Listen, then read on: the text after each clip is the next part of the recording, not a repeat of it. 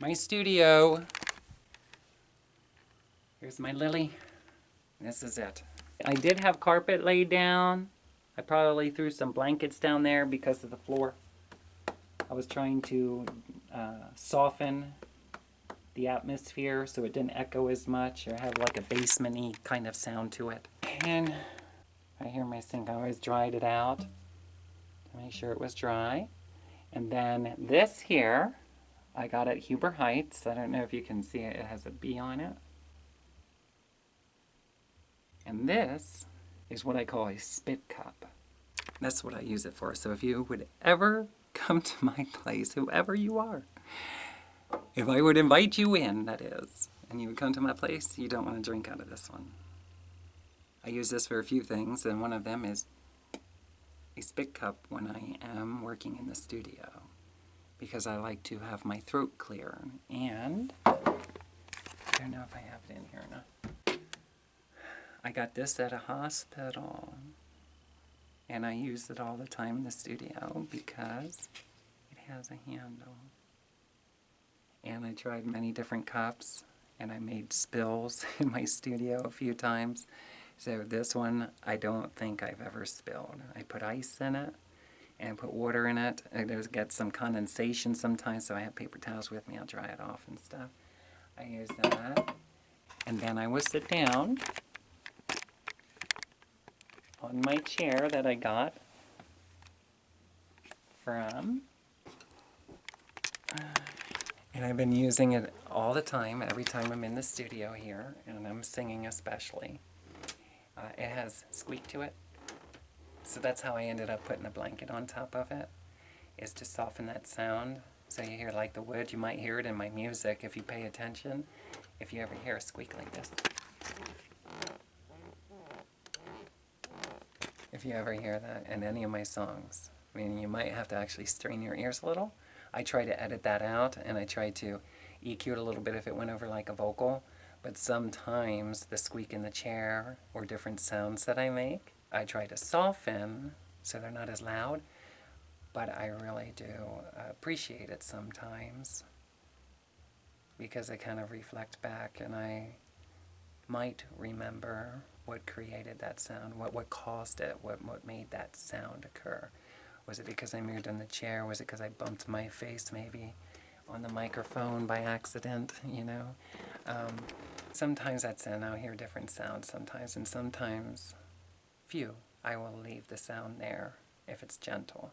So if I don't hear it in the actual mix down of the song until it's mastered, then maybe it'll be in the actual recording, for instance.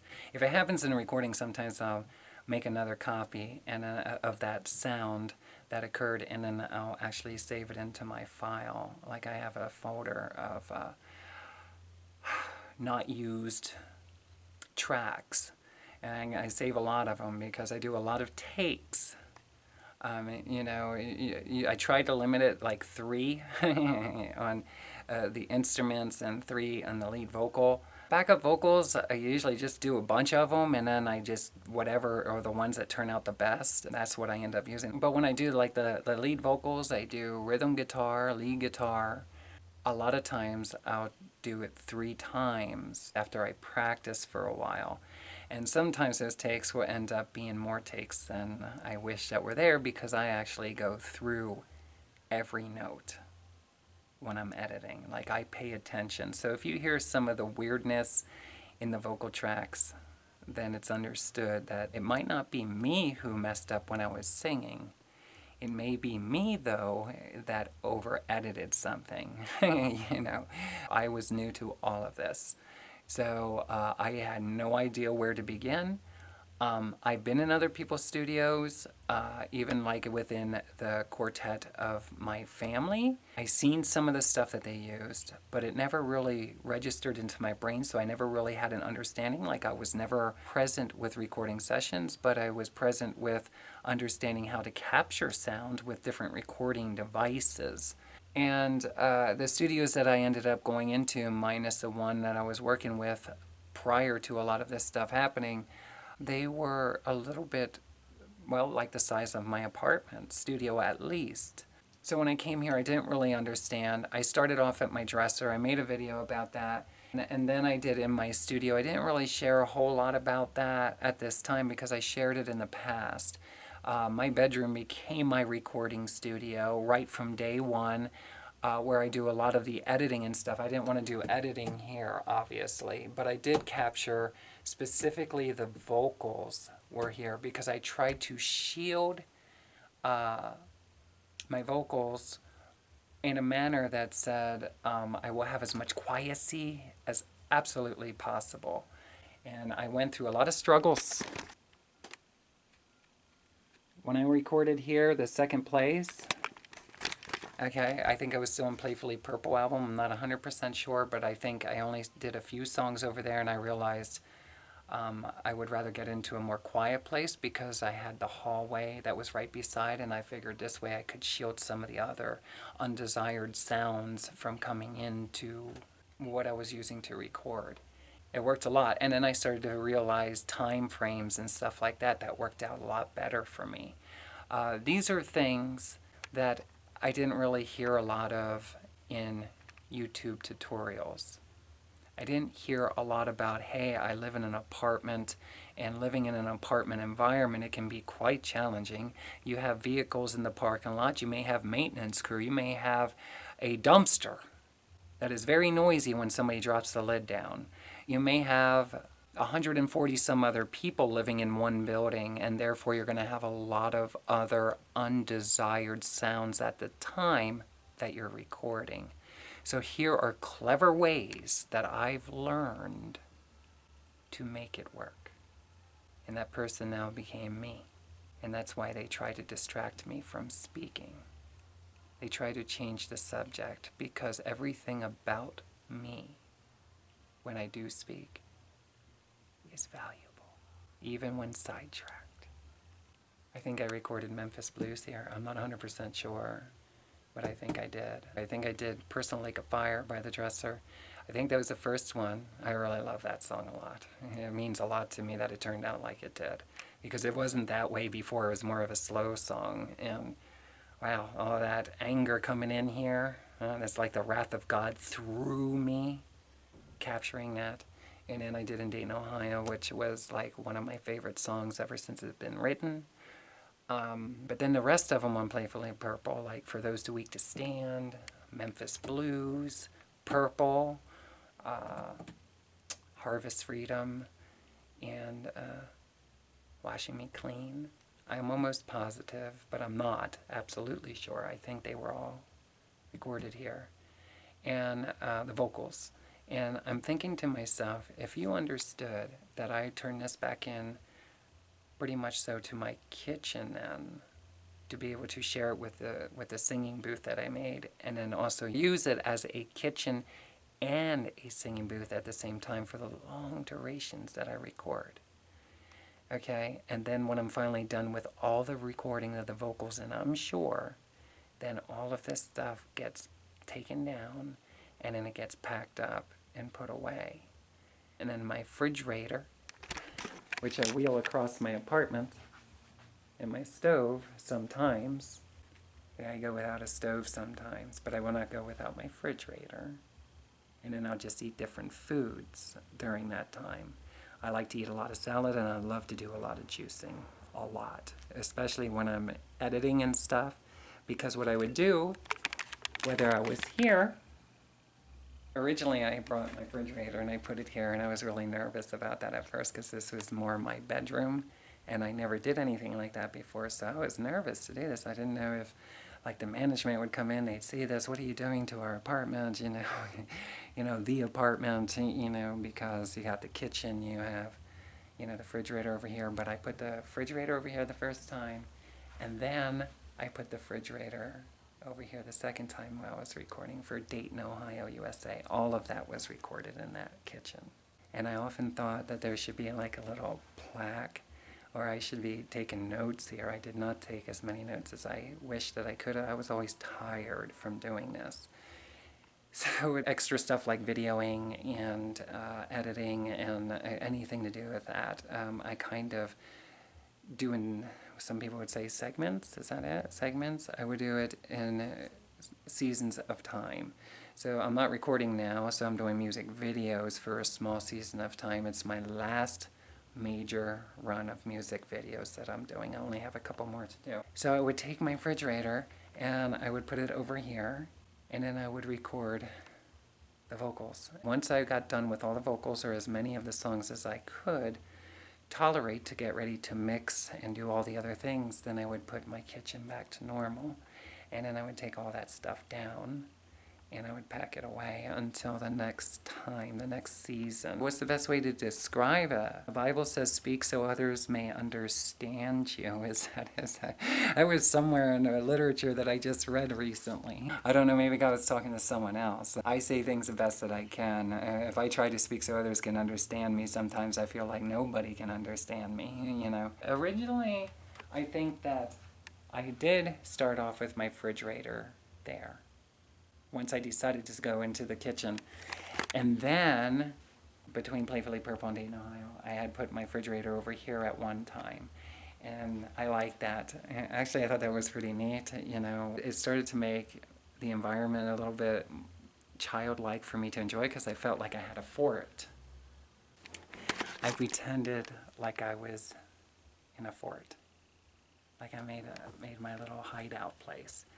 And can I tell you that one thing that I've realized is, for me, getting into childlikeness. I love stuffed animals, and I feel the same way about that. If I don't really like a stuffed animal, I do not want it in my life. So my refrigerator was here then. And here's the thing, moving them back and forth and then putting this up and then trying to live in that manner for a longer period of time, and I'm serious about doing real vocals as I can do. And it takes me a while, you know, I do a lot of vocal work. So with that being said, I finally decided, I don't really want to show that much, and my studio is kind of a wreck right now because I was moving stuff all over the place, but this is where I ended up doing it, which is like the apartment bedroom. So I do all my stuff here, and I have thoughts of ideas if I'm going to still be here. In the upcoming recording session, that's going to be my last major recording session. Big bulk load of songs, the greatest songs in the world. To me, if no one else, I believe they're the greatest songs in the world. And if you're a songwriter, or if you're just listening to music, or you're a recording artist, I hope to you your music is the greatest. Whatever it is, whether it's music you selected. Okay, don't let other people tell you what is the greatest. Don't let other people tell you what number one is. That's the demon's lies. If you really understood, those songs that go to the top of the list are put there psychologically for whatever reason. If you get into the truth inside of your brain, then it's the greatest. To you, whatever is the greatest. And it can change, but know this, the truth doesn't change. And God's shown me, my music to me, if no one else, is the greatest. So if I was ever around other recording artists or other songwriters, and if you don't like the way that somebody who acknowledges my songs are the greatest, you might not want to be in the presence of somebody like me then. You wouldn't like me at all. So anyway, I often thought that I should make like a plaque. I believe in doing life as a balance. So that's why I only wrote a few songs. You write a few songs, you do a little bit here, a little bit there. You're doing life and exactly what it means to you, not someone else. When you're listening to other people and you don't really know how, ways that you can take care of yourself so you have something to work with that's realistic. You're not just going to be shuffled all over the place. Because to record songs like I do, you need to have a stake in the property. But not the kind that business people will talk about. I thought it would be really cool to make like a plaque with a list of songs that were recorded here, you know. I couldn't imagine what it would be like to be around other people that are always speaking very kind words, not only about you, but of God and themselves as well. Do you know that? Like, it is rare that people speak highly of themselves, and I think that that's very attractive, you know. I have a great deal of love for intelligence today more than I ever did. Okay, I think more intelligence should be with us as we go through our life, every one of us, whatever that means, you know. Hopefully with a sense of humor that is very extremely patient with us as we go through life, you know. So that's it. My video was way too long. I got sidetracked. I want you to believe, if you have it in you, I hope you do, that it was not all me. Something else evidently likes to speak through my head every once in a while. And I had one of those foam things on my roof, but because this is only temporary, I gave it a good cleaning, as I've been cleaning my apartment. I do that after a recording session or as I'm going into it, one or the other. I will pick up even carpets. I will move all my furniture. My entire studio will get moved out of my studio, all the furniture and everything, because I'll clean everything, including the walls, and I'll wash, like I just washed the ceilings here. I washed all the walls. Okay, because I was setting up for this, I got down and on my hands and knees and scrubbed the floor really good because it was filthy. I was going to do a video to show that, like, because I didn't know what is the best way to maintain keeping this floor as clean as I can, with the mindfulness of the fact that I love to walk in my bare feet, or at least with my socks on. I have house socks. I like really big fluffy socks. Unfortunately right now I'm kind of out of them because, believe it or not, whether it's through the laundromat that I go to, which I wish that I lived somewhere I had my own washer and dryer machine, but either going to the laundromat that I go to or from all the use of it, I went through a lot of socks. Whether it's because of dirt or because of, like, my socks get ripped up every once in a while. I go through a lot of socks. So whenever I get ready to do a recording session, I love, let me check this out. I love fluffy socks. I got different thicknesses too because it depends on the time of year. But I got stuff like this, you see? And let's see, they're different colors too. I get as childlike and girly as I can, and they're difficult sometimes to find. And then I have really thick ones that I love to wear.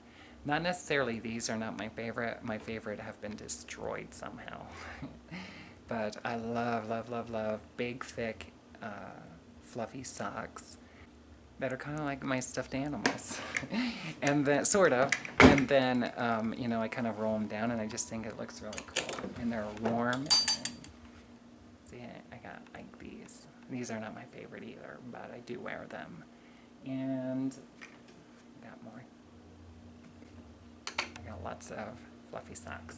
Someday, in the near future, I am hoping to go through what I use to record, and even clothing that I wear, and clothing that I have been disappointed that it is very difficult if you're doing the kind of recordings that I'm doing, and for the longevity of it.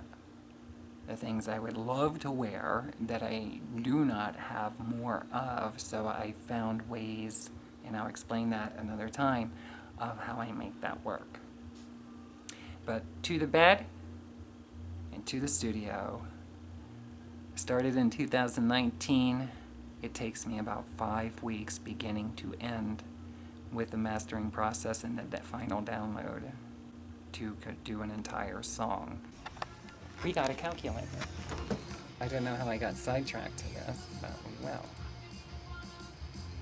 5 times, it wasn't 30 songs, but about. And you divide, that's 5 weeks, you would multiply that by 7 days. That comes to 1,050 days. Was my math right? 1,050 days.